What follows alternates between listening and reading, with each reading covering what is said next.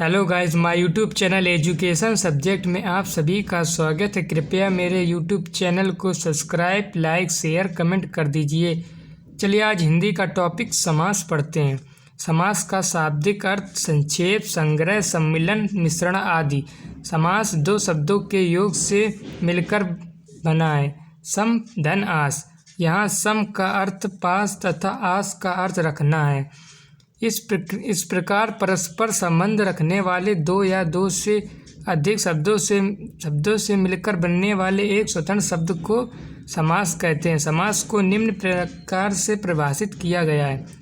जब दो या दो से अधिक शब्दों के मेल से नए स्वतंत्र शब्द की रचना हो तो इस प्रक्रिया को समास कहते हैं। समस्त पद। दो शब्दों के मेल से बना एक शब्द समस्त पद या समासिक पद कहलाता है। समस्त पद का पहला पद पूर्व पद तथा दूसरा पद उत्तर पद कहलाता है।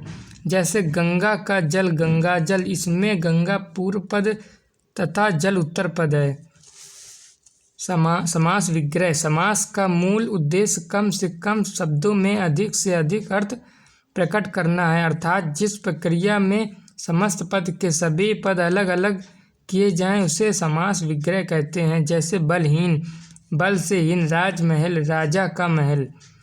समास के भेद। पूर्व पद और उत्तर पद की प्रधानता के आधार पर समास को निम्नलिखित 6 भागों में बांटा जा सकता है।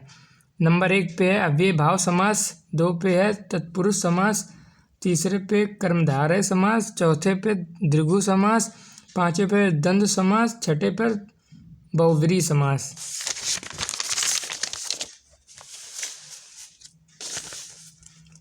अव्ययभाव समास। जिस समास में पूर्व पद प्रधान तथा अव्यय हो उसे अव्ययभाव समास कहते हैं।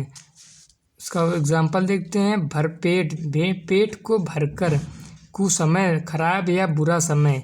बेकाम, बिना काम के। तत्पुरुष समास। जिस समास में उत्तर पद प्रधान होता है और पूर्व पद गौण होता है तथा समस्त पद का पहला पद संज्ञा या सर्वनाम होता है उसे वह तत्पुरुष समास कहलाता है। जैसे रचनाकर, रचना को करने वाला। राजपुत्र, राजा का पुत्र। भारत रत्न, भारत का रत्न। कर्मधारय समास। जहाँ समस्त पदों में उपमान उपमेय का संबंध होता है वहाँ कर्मधारय समास होता है। कर्मधारय समास के 2 भेद हैं। विशेषण या विशेष कर्मधारय का उदाहरण। श्वेत कमल, श्वेत है जो कमल। महाराज, महान है जो राजा। सत्य पुरुष, सच्चा है जो पुरुष। इसका दूसरा देखते हैं। उपमान उपमेय कर्मधारय का उदाहरण। चरण कमल, कमल के समान चरण। कमल नयन, कमल के समान नयन। प्राण प्रिय, प्राणों के समान प्रिय। द्विगु समास। जिस समस्त पद का पूर्व पद संख्यावाची विशेषण हो और उत्तर पद उस संख्या का विशेष हो है द्विगु समास कहलाता है। जैसे पंचवटी, 5 वटों का समाहार। तिरंगा, 3 रंगों का समाहार। दोपहर, 2 पहरों का समाहार। द्वंद्व समास। जिस समास में दोनों पद प्रधान हो उसे द्वंद्व समास कहते हैं। इसमें दोनों पदों को मिलाते समय मध्य में योजक जैसे चिन्ह लगाए जाते हैं तथा विग्रह करते समय समुच्चय, बोध, अव्यय और तथा आदि का लोप होता है। उदाहरण देखते हैं। पिता पुत्र, पिता और पुत्र। रात दिन, रात और दिन। माता पिता, माता और पिता। बहुव्रीहि समास देते हैं। ये लास्ट समास है। जिस समास का पहला पद तथा दूसरा पद प्रधान न होकर कोई अन्य तीसरा पद प्रधान होता है उसे बहुव्रीहि समास कहते हैं। उदाहरण देखते हैं इसका। दशानन, 10 है मुख जिसके अर्थात रावण। पीताम्बर, पीला है वस्त्र जिसका अर्थात श्री कृष्ण। चक्रधर, चक्र को धारण करता है जो श्री कृष्ण।